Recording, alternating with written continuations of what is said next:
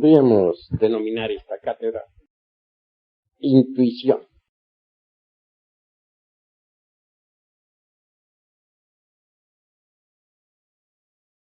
Ante todo, hemos de empezar por la base. El hombre. ¿De dónde venimos? ¿Para dónde vamos? ¿Cuál es el objeto de nuestra existencia? ¿Para qué existimos? ¿Por qué existimos? He ahí una serie de interrogantes que debemos aclarar y resolver.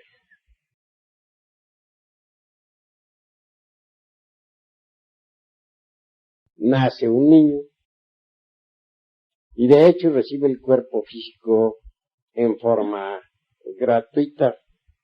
Es obvio. Un cuerpo maravilloso con unas 15.000 millones de neuronas, etcétera, a su servicio. Nada le ha costado. Conforme el niño va creciendo, la mente sensual se va abriendo poco a poco. Y esta última en sí misma, y por sí misma, se informa mediante las percepciones sensoriales externas. Y es precisamente con los datos aportados por tales percepciones como la mente sensual elabora siempre sus conceptos de contenido. Motivo por el cual ella jamás puede saber algo sobre lo real. Sus procesos razonativos son subjetivos. Se mueven dentro de un círculo vicioso, el de las percepciones sensoriales externas. Eso es obvio. Ahora comprenderán ustedes un poco mejor lo que es la razón subjetiva en sí misma. Más allá de hacerse una plena diferenciación entre razón subjetiva y razón objetiva. Es obvio que el niño tiene que pasar por todos los procesos educacionales. Kinder, primaria, secundarias, prepa y hasta universidad. La razón subjetiva se nutre con todos los datos que las distintas instituciones escolásticas le aportan. Es en verdad que ningún instituto docente podría dar al niño o al joven o al adolescente datos exactos sobre eso que no es del tiempo, sobre eso que es lo real.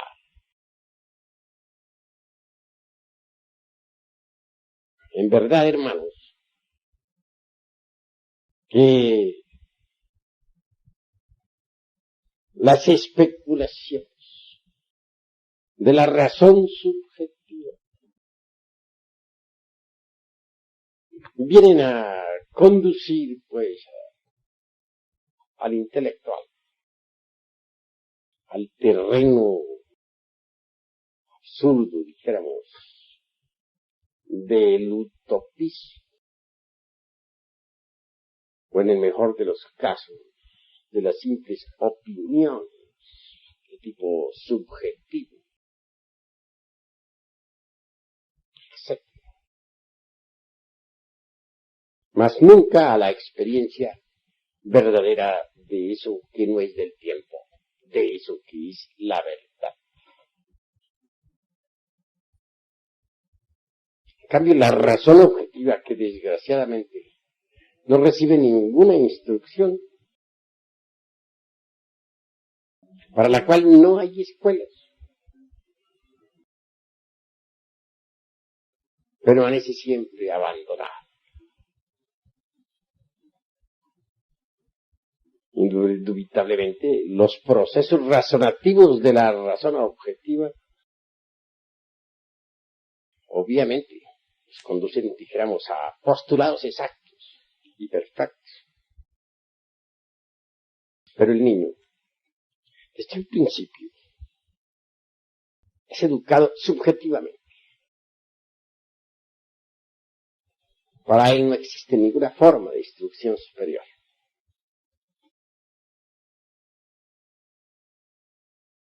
Los datos de los sentidos aportan a la mente subjetiva del adolescente, a la mente sensual, dijéramos. Todas las cuestiones escolásticas, de familia, etcétera, que son meramente empíricas y subjetivas. Y eso es lo lamentable. En principio el niño no ha perdido todavía la capacidad de asombro. Obviamente, se asombra ante cualquier fenómeno. Un hermoso juguete despierta en él ese asombro. Y se divierten los niños con sus juguetes. Más conforme va creciendo, conforme su mente sensual va recibiendo datos de la escuela, del colegio, la capacidad de asombro va desapareciendo. Y al fin llega el instante en que el niño se convierte en joven, y el joven ya ha perdido por completo esa capacidad. Desafortunadamente, los datos que uno recibe en los colegios, en las escuelas, en los centros educacionales, solo sirven para nutrir, como ya dije, la mente sensual. Pero nada más. De esa forma, y con esos sistemas de educación actuales, lo único que realmente se logra es forjarnos en la escuela, en la academia, en la universidad, una personalidad artificiosa. Téngase en cuenta, mis caros hermanos, que en realidad de verdad, los conocimientos que se estudian en humanidades jamás servirían para formar al hombre psicológico. En nombre de la verdad hemos de decir claramente que las materias que se estudian actualmente, los institutos docentes, no tienen relación alguna con las distintas partes del ser.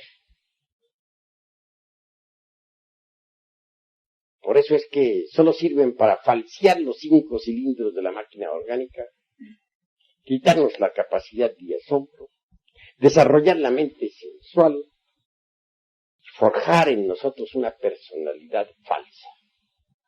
Y eso es todo.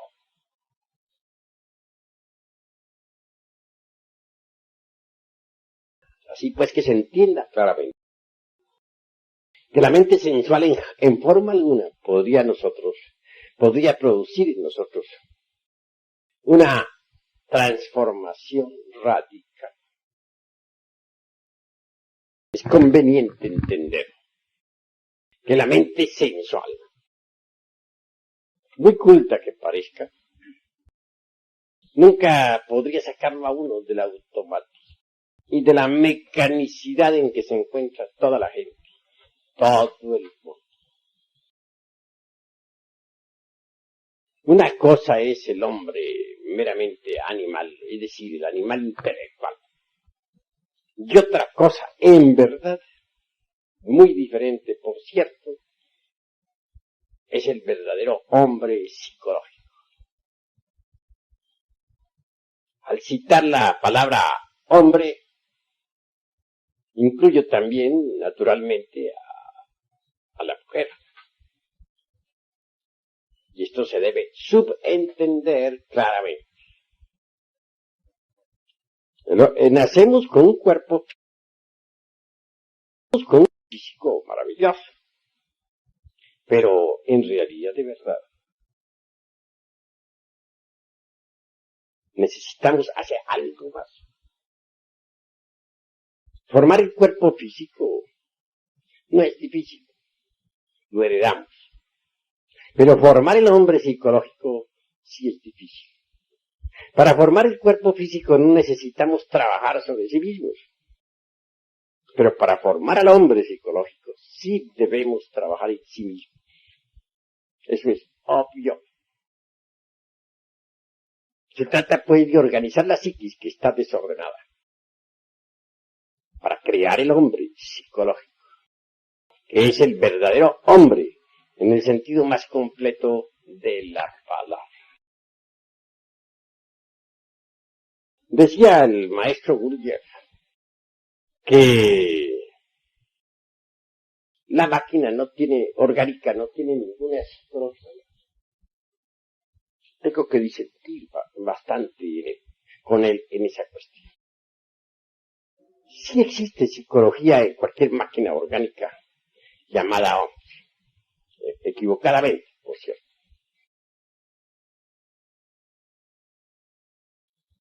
Lo que sucede es que está desorganizada. Esto es distinto. Organizar esa psicología dentro del animal intelectual es lo urgente, lo inaplazable, lo impostergable. Si es que queremos en verdad crear el verdadero hombre, que es el hombre psicológico. Distínguase pues entre el animal intelectual, equivocadamente llamado hombre, y el verdadero y auténtico hombre psicológico. Nosotros necesitamos trabajar sobre sí mismos, si es que queremos crear a tal hombre.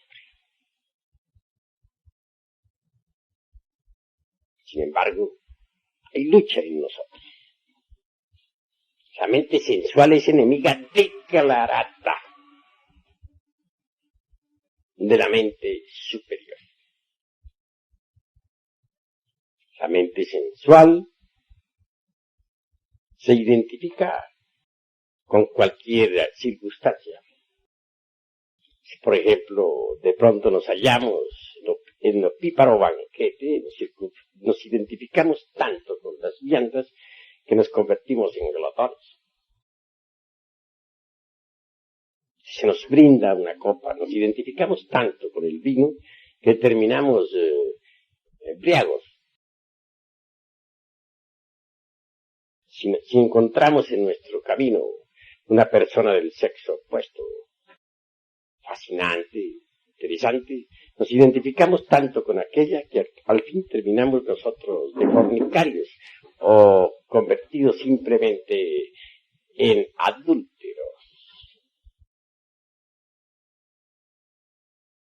En estas circunstancias, y de este modo, no es posible crear al hombre psicológico. Si por alguna parte hemos de iniciar el trabajo de crear al hombre psicológico, será en realidad de verdad. Trabajando sobre sí mismos, no identificándonos jamás con ninguna circunstancia,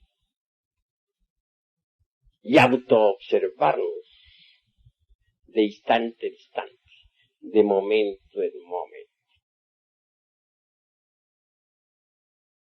Hay quienes hierran el camino. Existen sociedades, escuelas, órdenes, logias, religiones, sectas, que pretenden organizar la psiquis humana mediante ciertas máximas que llamaríamos de oro. Comunidades que pretenden mediante tal o cual máxima comportarse en todas las circunstancias de la vida, a fin de conseguir algo que ellos llamarían purificación, santidad, etcétera. Todo esto es urgente analizarlo. Es obvio que una máxima, cualquiera, de tipo ético, religiosa, nunca podría servir de patrón para los distintos aconteceres de la vida. Una máxima, aún estructurada, con la lógica superior de un Ouspensky, por ejemplo. En verdad, que jamás podría crear un nuevo cosmos, ni una nueva naturaleza. Supeditarnos estrictamente a una máxima, con el propósito de organizar nuestra psiquis, sería absurdo. Esto significaría convertirnos en esclavos, obviamente.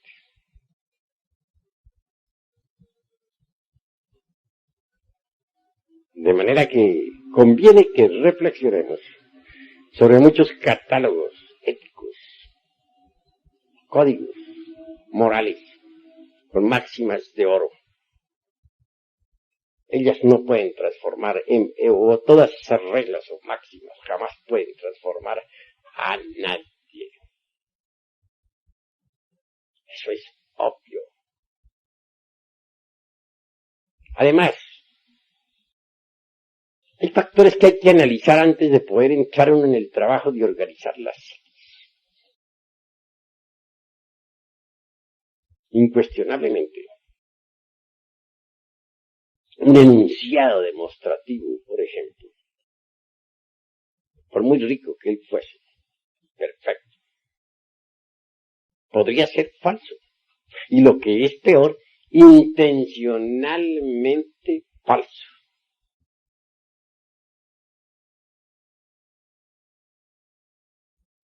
Así que,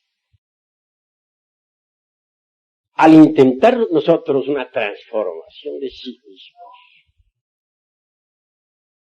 tenemos que volvernos un poco más individuales. No quiero decir egoístas.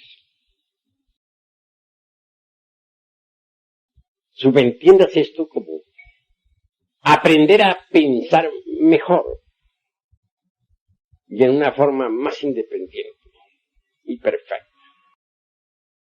Que muchas sentencias sagradas, máximas de oro, como ya dije, aforismos que todo el mundo considera perfectos, realmente no podrían servir de patrón de medida para conseguir una transformación auténtica y una organización de la psiquis dentro de nosotros. Se trata de organizar la psiquis interna. Y tenemos que salir de tantos racionalismos de tipo subjetivo. Y ir, como se dice, al grano, a los hechos. Afrontar nuestros propios errores, como son. No querer nunca justificarlos. No tratar de huir de ellos.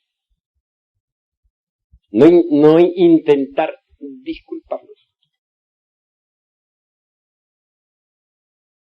Se necesita que nos volvamos más serios en la analítica.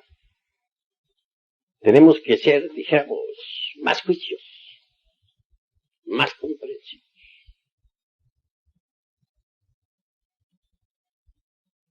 Si en verdad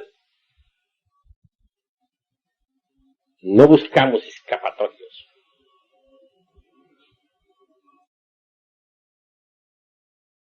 entonces sí, podemos trabajar sobre sí mismos para conseguir la organización del hombre psicológico y dejar de ser meros animales intelectuales como hasta ahora somos.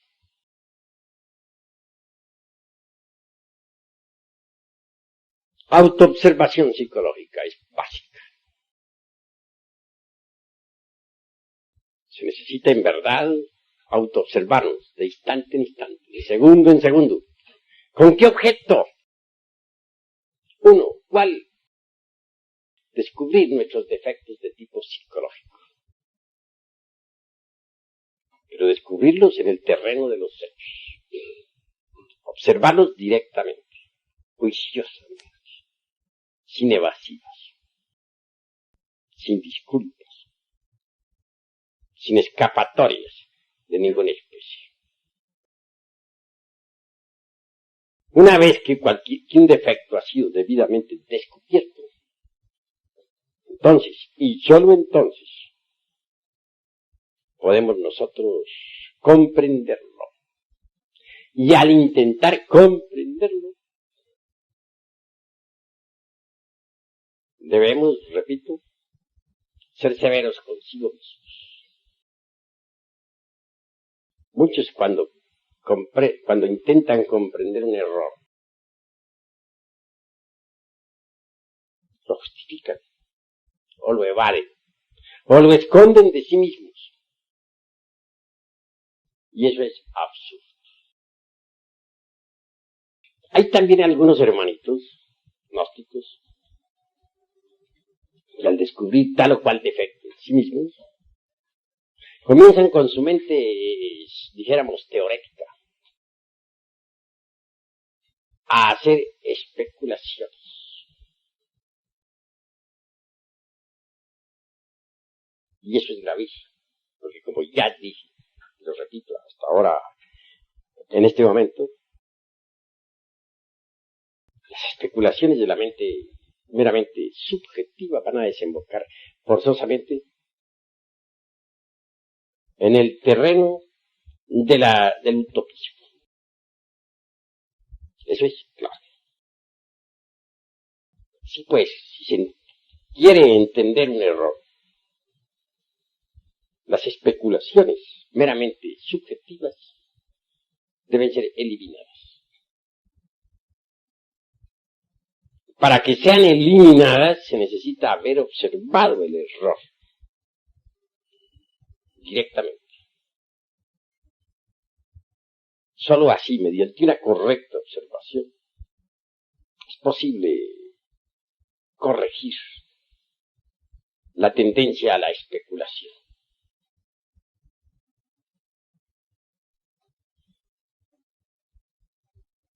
Una vez que uno ha comprendido íntegramente cualquier defecto psicológico en todos los niveles de la mente,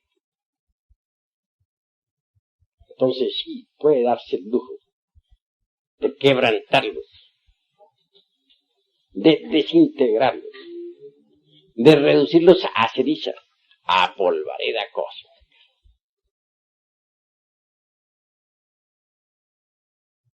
Sin embargo, no debemos olvidar nunca que la mente por sí misma no puede alterar radicalmente ningún defecto. Nunca. La mente por sí misma puede rotular cualquier defecto con distintos nombres. Puede pasarlo de un nivel a otro.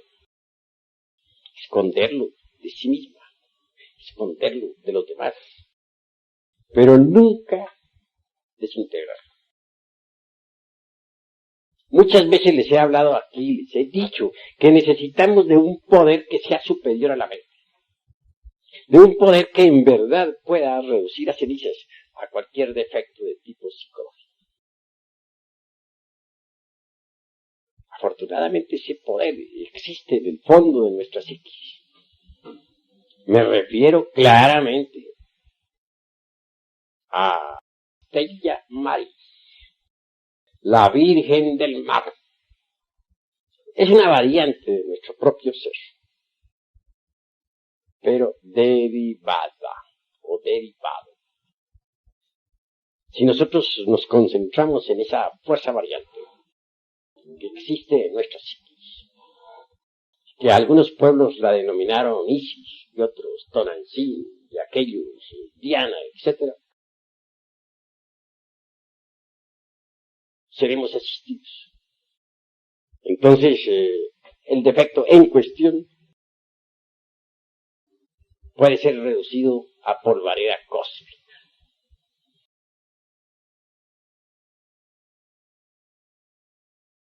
Cualquier agregado psíquico, viva personificación de tal o cual error,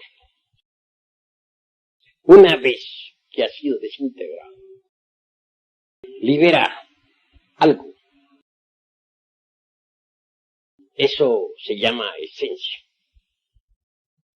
Es claro que dentro de cualquiera de esas botellas, conocidas como agregados psíquicos,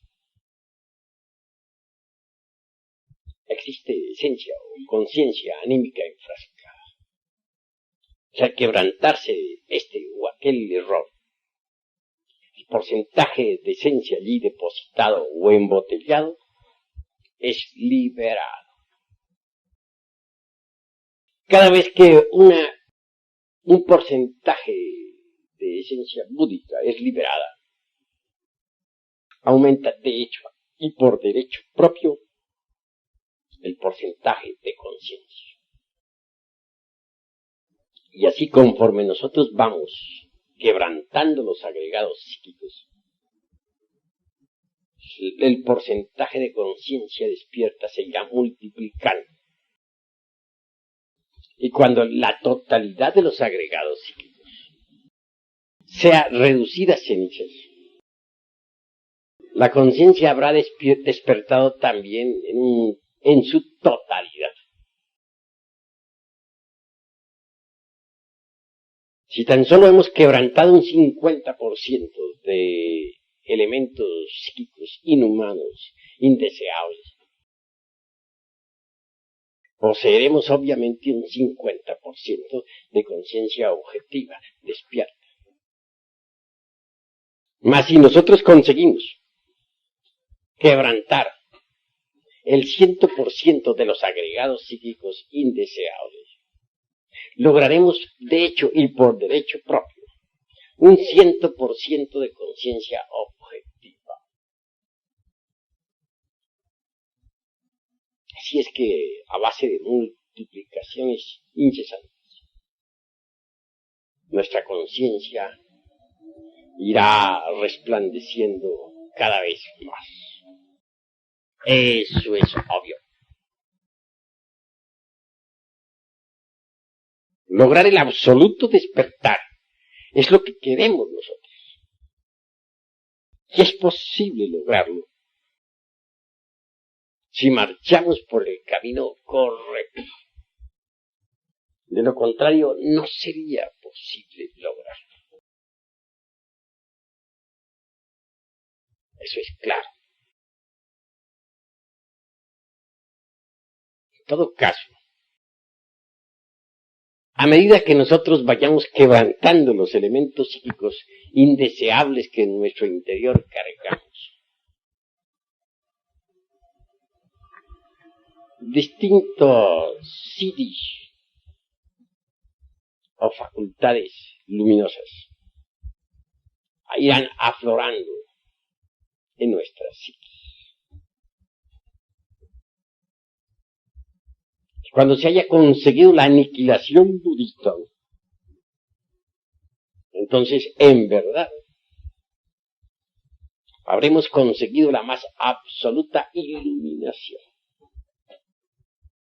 Esta palabra aniquilación budista molesta mucho a determinadas organizaciones de tipo pseudo-esoterista y pseudo-ocultista.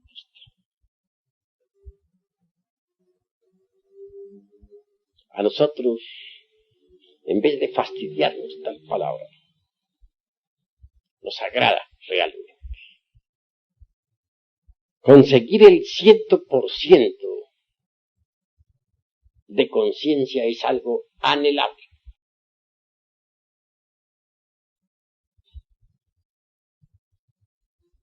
Son muchos los que quisieran tener la iluminación. Son muchos los que se sienten amargados, los que padecen entre las tinieblas, los que sufren por las distintas circunstancias amargas de la vida. La iluminación es algo muy anhelable. Pero la iluminación tiene una razón de ser. La iluminación, la razón de ser de la iluminación es el Dharma Dhatu. Esta palabra de tipo sánscrito sonará un poco extraña a los oídos de los aquí presentes. Dharma Dhatu viene de su raíz Dharma, indeseables que en nuestro interior cargamos. Sin embargo, no por ello lograría la iluminación radical. Aquí entra en juego eso que se llama el tercer factor de la revolución de la conciencia, el del sacrificio por la humanidad. Si nosotros no nos sacrificamos por la humanidad, no sería posible conseguir la iluminación absoluta. Porque repito, la razón de ser de la iluminación es el Dharma Dhatu. Es obvio que si desintegramos el ego, se nos paga. Es cierto y de toda verdad que si creamos los cuerpos existenciales superiores del ser, se nos paga. No podemos negar que si nosotros nos sacrificamos por nuestros semejantes, se nos paga. Todo eso es indubitable. Para conseguir la iluminación absoluta, se necesita trabajar con los tres factores de la revolución de la conciencia.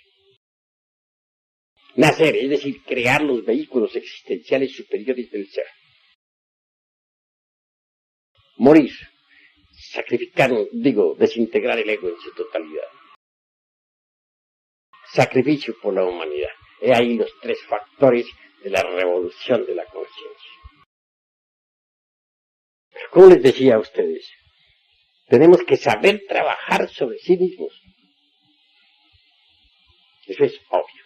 Necesitamos organizar al hombre psicológico dentro de sí mismo. Primero que todo, antes de conseguir nosotros la iluminación absoluta.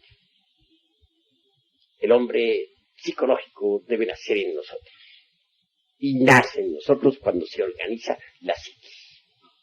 Hay que organizar la psiquis dentro de sí mismo, aquí y ahora. Si nosotros trabajamos correctamente, organizamos la psiquis. Por ejemplo, si no malgastamos las energías del centro emocional, si no malgastamos las energías de la mente o del cerebro motor, instintivo, sexual, es obvio que con tal reserva creamos, o venimos a crear, a dar forma al segundo cuerpo psicológico en nosotros. Un cuerpo para las emociones. Denominémoslo eidolor. Es indubitable que si nosotros nos libertamos de la mente sensual,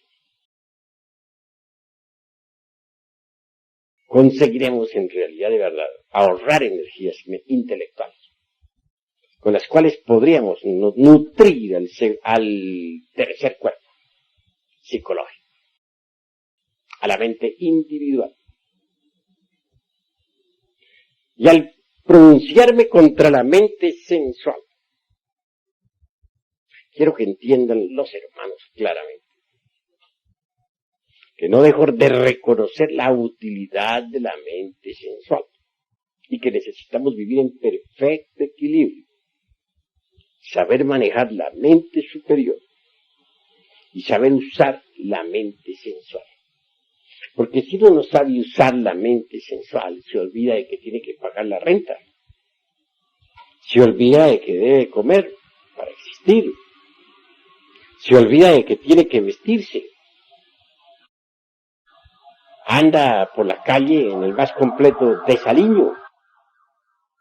No cumple uno con sus deberes en la vida. Entonces la mente sensual es necesaria. Pero hay que saberla manejar inteligentemente, con equilibrio. Es decir, la mente superior y la mente sensual deben equilibrarse en la vida. Eso es obvio. Hay gentes que se preocupan únicamente por la mente superior. Ejemplo, determinados eremitas que viven en cavernas en los Himalayas. Y olvidan que tienen una mente sensual. Desecharla simplemente así porque sí es absurdo. Se necesita que la mente sensual funcione en forma equilibrada para cumplir uno con sus deberes en la vida. La pugna entre la mente superior y la sensual es espantosa. Recordemos nosotros al Cristo cuando estuvo en su ayuno en el desierto. Se le presenta a un demonio y le dice, todos estos reinos del mundo te los entregaré si te arrodillas y me adoras. Es decir, la mente sensual tentándolo. Y responde la mente superior diciendo, Satán, Satán, escrito está, al Señor tu Dios adorarás y a Él solo obedecerás. No se dejó Jesús dominar por la mente sensual. Pero esto no quiere decir que no sea útil, tal vez. Lo que sucede es que hay que tenerla bajo control. Y que debe marchar en perfecto equilibrio con la mente superior. Al tratar de organizar al hombre psicológico, obviamente sucederá una pugna espantosa entre las dos mentes.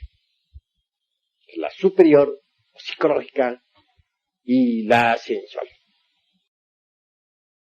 La mente sensual no quiere nada que se relacione con la mente superior.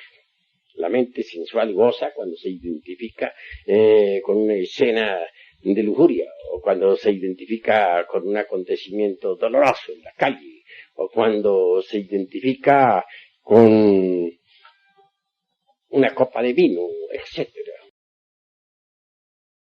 La mente psicológica se opone violentamente. Voy a ilustrar esto con un ejemplo. Iba de pronto en un carro. Alguien conducía el automóvil. Marchamos por el carril izquierdo de una calle. Por el carril derecho, una dama conducía otro carruaje. De pronto, sucede que el carruaje que conduce a aquella dama cambia de dirección. Intenta meterse a un supermercado. Es obvio que yendo por la derecha debía quebrar para alguna parte para meterse en el supermercado. Si el supermercado hubiera estado a su derecha, pues se hubiera metido hacia la derecha, pero desafortunadamente estaba a su izquierda. Y el carril izquierdo estaba ocupado por el carruaje en que nosotros viajábamos. No le importa a aquella dama absolutamente nada y definitivamente quiebra hacia la izquierda, claro, viniendo a chocar con el carruaje en el que nosotros íbamos. Los daños no fueron graves, fueron mínimos para aquel otro carro. Pero aquí viene lo interesante. Como quiera que en el carro en que viajara mi insignificante persona,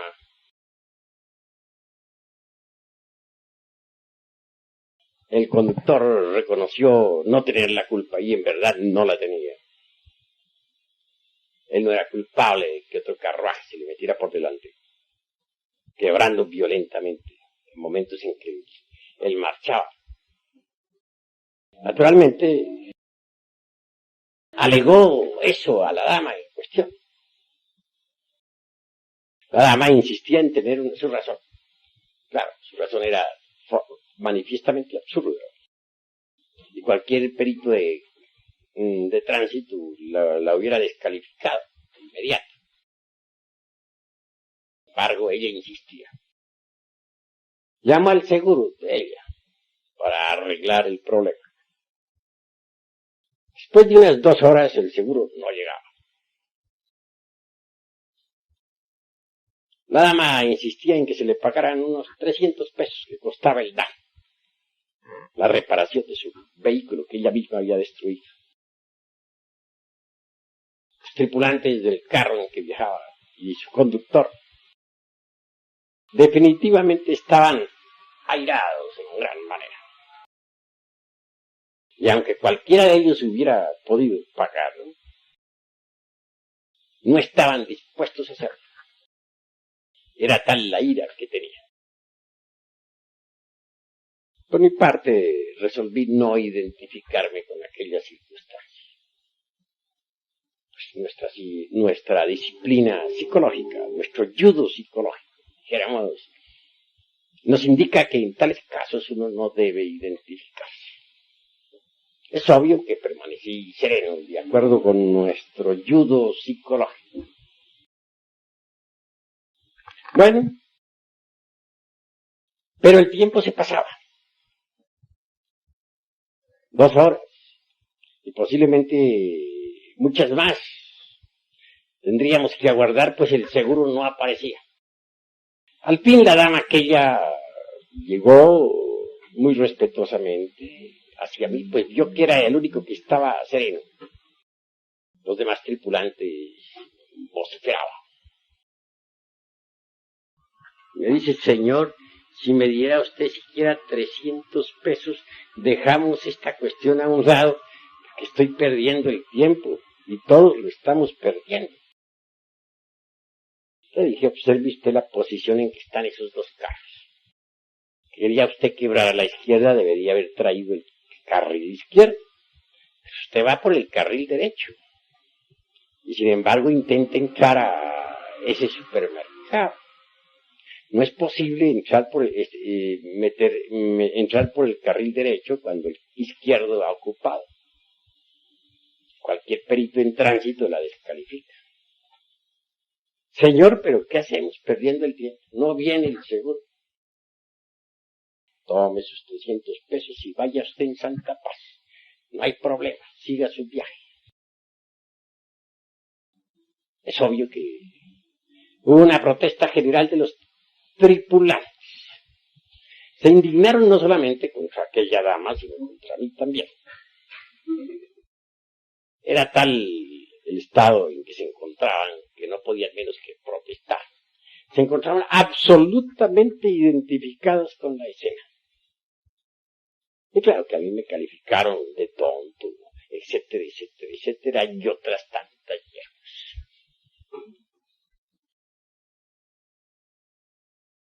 Claro, uno de los tripulantes avanzó directo hacia las damas con el propósito de insultarlas.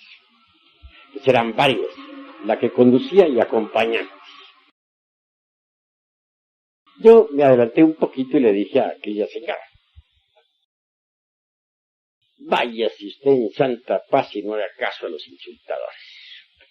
Bueno, la mujer muy feliz desde lejos me alcanzó a dar el último saludo y el carro se perdió allá, por esas calles de la ciudad. Hubiera podido seguir aguardando 3, 4, 6 horas, toda una tarde y posiblemente hasta la noche hasta que llegara el seguro, para concluir en cualquier arreglo tonto. Realmente no había problema grave. Los daños de aquel carro eran mínimos. pero aunque los tripulantes aquellos tenían dinero, de ninguna manera estaban dispuestos a pagar. Se encontraban tan identificados con la escena que, obviamente, no tenían ganas de, como se dice, dar a torcer su brazo. Lo salvé ciertamente de una cantidad de pormenores y detalles molestosos. Les evité, si es posible, ir a la delegación. Les evité 50,000 trámites y tonterías, amarguras y discusiones. Pero ellos se encontraban tan identificados con aquel hecho que ni cuenta se daban del bien que se les había hecho. Así es la gente. De manera que, mis queridos amigos, en realidad de verdad deben ustedes entender que identificarse con las circunstancias trae problemas. Es absurdo identificarse con las circunstancias. Completamente absurdo. Se gastan las energías. ¿Con qué energías organizaría uno, por ejemplo, el cuerpo astral? Si se deja llevar de esos estallidos de ira, de esos berrinches espantosos, de esos corajes que no tienen razón de ser. Todo por identificarse con las circunstancias. ¿Con qué fuerzas podría darse uno el lujo de crearse una mente individual? Si uno en verdad, de verdad, despilfarra sus energías intelectuales, las malgasta en tonterías de hechos similares a los que he contado. La creación del segundo cuerpo nos invita a ahorrar energías emocionales. Y la creación de un tercer cuerpo, llamaríamos lo intelectual o mente individual, nos hace comprender la necesidad de ahorrar un poco nuestra energía mental. Ahora bien, si nosotros no aprendemos de en verdad a dejar las antipatías mecánicas, si nosotros estamos siempre llenos de mala voluntad hacia nuestros semejantes, ¿con qué energías crearíamos entonces el cuerpo de la voluntad consciente? Es decir, el cuarto cuerpo psicológico. Y hay que crear todo ese juego de vehículos interiores. Si es que queremos en verdad crear dentro de sí mismos, o fabricar dentro de sí mismos, o dar forma dentro de sí mismos al hombre psicológico. Bien sabemos que alguien que posea el cuerpo físico, y un segundo cuerpo de tipo emocional, psicológico, y un tercer cuerpo de tipo mental, individual, y un cuarto cuerpo de tipo volitivo, consciente, puede darse el lujo de recibir esos principios anímicos para convertirse en hombre. Eso es indubitable.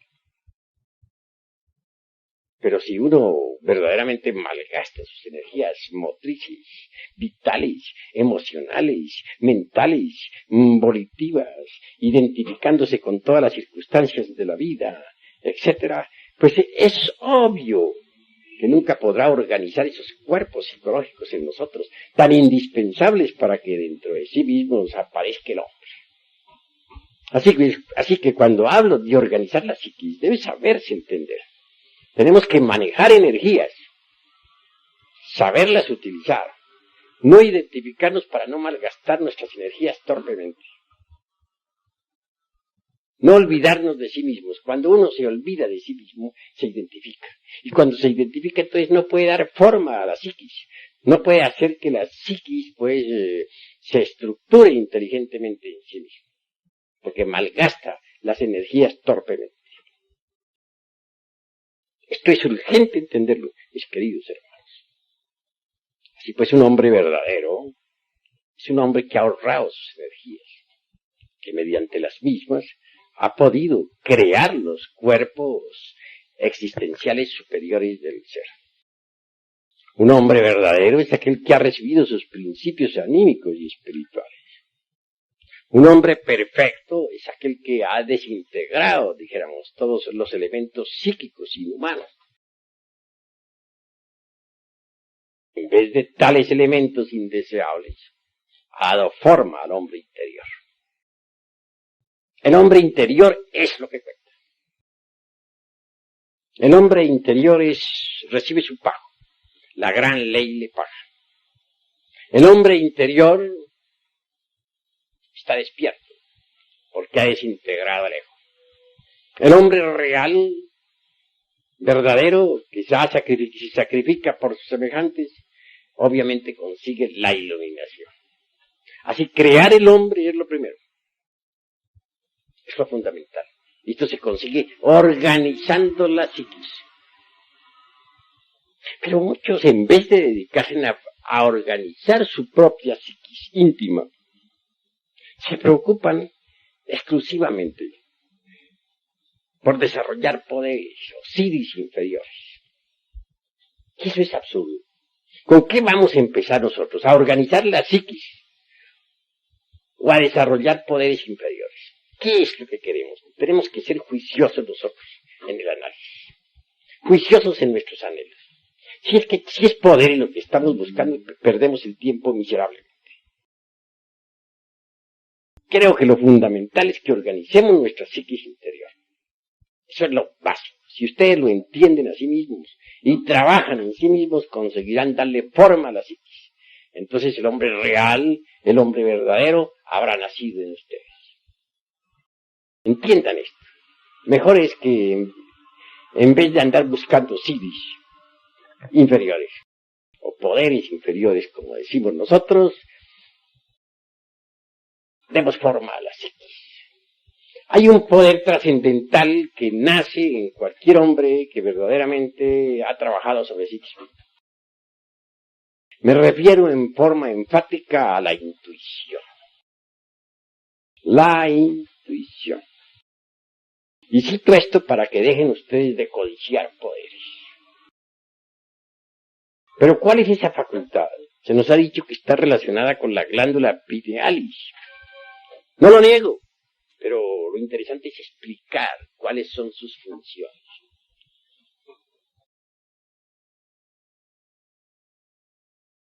¿Cómo definiríamos la intuición? Percepción directa de la verdad sin el proceso deprimente de la opción. Bueno, está buena esa forma de definir, pero la encuentro muy incipiente. La usan todas las escuelitas, por ahí de tipo pseudoesotérico y pseudo-ocultista. Pero la analítica nos invita a ahondar más en este asunto.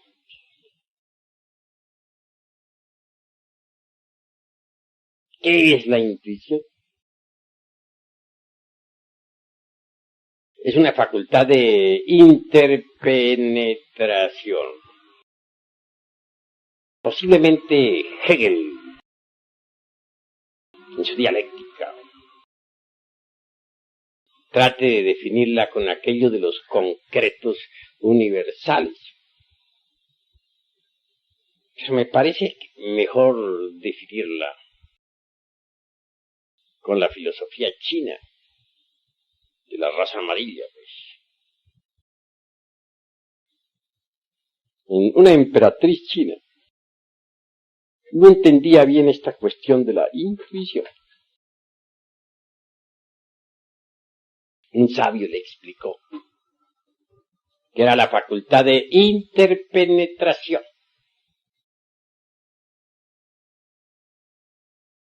Está correcta esa definición, pero ya no la entendí. Entonces el sabio trajo una veladora encendida y la colocó en el centro de un recinto. Y a su alrededor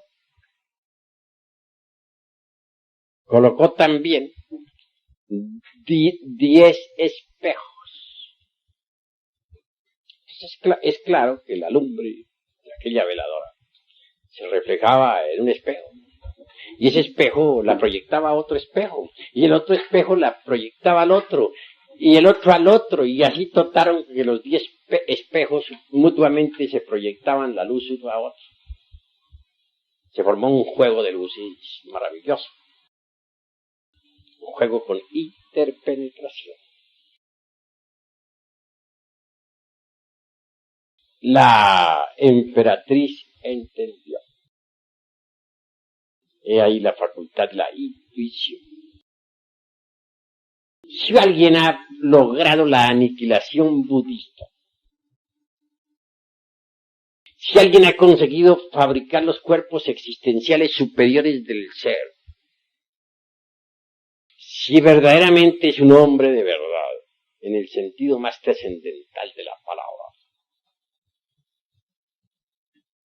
entonces la facultad de interpenetración será en él un hecho. Téngase en cuenta que uno está contenido en el cosmos. Mejor dicho, uno es una parte de un todo.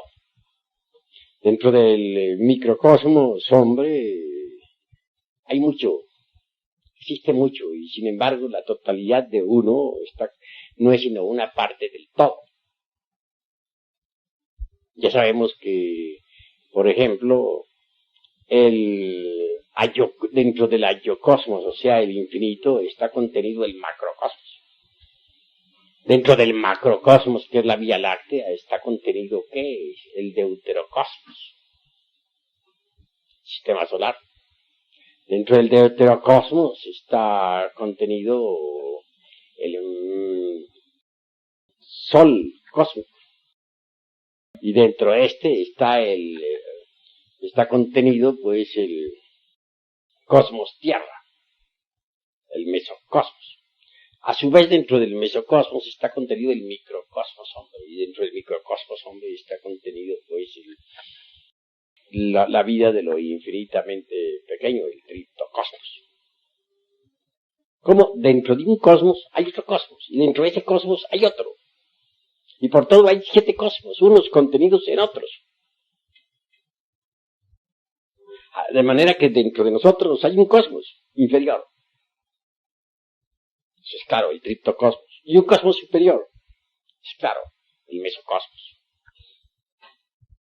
Es decir, nosotros estamos entre un cosmos superior y un cosmos inferior. Estamos también muy relacionados. Que nuestros padres pues nos dieron origen. A su vez de nosotros devienen los hijos, los nietos. Todos estamos interpenetrándonos mutuamente. Así la interpenetración es una ley perfectamente definida por la dialéctica de Hegel, con sus famosos conceptos que ya he explicado. Indubitablemente, mis queridos amigos, la existencia de un mundo cualquiera, su nacimiento, su desarrollo y muerte, queda reflejándose también dentro del hombre verdadero, que ha logrado la aniquilación budista. Entonces, puede decir, bueno, conozco la historia de ese planeta. Todo el Mahamvantara puede reflejarse en la uña de un hombre auténtico. Y reflejarse con tanta exactitud que el Buda ese no ignore nada. Todo lo que pueda suceder a una nación puede reflejarse en la psiquis de un hombre que ha pasado por la aniquilación budista. Y reflejarse con tanta precisión, con tanto detalle, que claro, no llegue a ignorar ni el más insignificante acontecer. Así pues, deduzcan ustedes, o infieran de lo que he dicho, lo que es la intuición, la facultad de interpenetración. Si conseguimos que toda la historia de esta galaxia se refleje en nosotros, ¿ignoraríamos algo, por ejemplo, en relación con la galaxia? Claro que no. La galaxia, con todos sus procesos, puede reflejarse en nuestra psiquis, con tanta naturalidad, mis queridos hermanos, como la veladora aquella del ejemplo que he puesto, que se reflejaba en los espejos, en los 10 espejos que sirvieron para ilustrar a la emperatriz. Si todas las criaturas pueden reflejarse en la psiquis de un Buda de contemplación, porque este ya no tiene agregados psíquicos inhumanos que desintegrar, entonces este, de hecho, consigue mediante la intuición eso que podríamos definir como omnisciencia.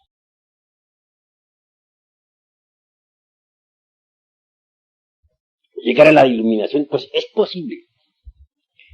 Pero no olviden, mis queridos amigos, que la iluminación a su vez tiene sus leyes. La razón de ser de la iluminación es el Dharmatattva, es decir, el Dharma. Si uno se ha sacrificado por los mundos, si uno verdaderamente ha creado sus cuerpos existenciales superiores, si uno verdaderamente ha disuelto el ego, claro, recibe recompensa, ¡pam! Porque solamente en la región del Dharmatattva es posible la iluminación interior profunda. Así pues, como quiera que lo vital es que un día lleguen ustedes a la iluminación. Deben empezar desde ahora mismo por organizar su psique.